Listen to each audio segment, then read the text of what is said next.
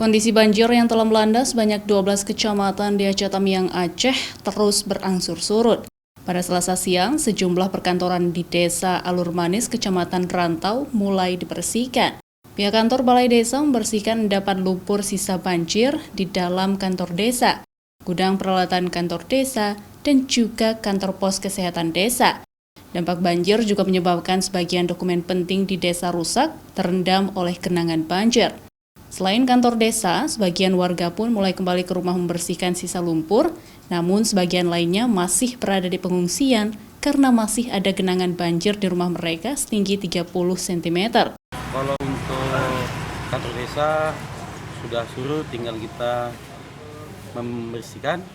Tapi kalau untuk di rumah masyarakat ataupun warga masih terendam. Tentu ada, karena penyelamatan kita di saat masuk air ke kantor desa memang di saat malam, jadi ada yang tidak bisa kita selamatkan file-filenya yang penting, tapi nanti kita ke depan kita upaya mungkin kita akan infokan ke kecamatan dan kabupaten, khususnya PPM yang menangani masalah dana desa. Dari data terakhir Badan Penanggulangan Bencana Daerah Aceh Tamiang, kini tersisa 5 kecamatan dari sebelumnya 12 kecamatan yang masih terendam banjir. Zikri Maulana, Kompas TV, Aceh Tamiang.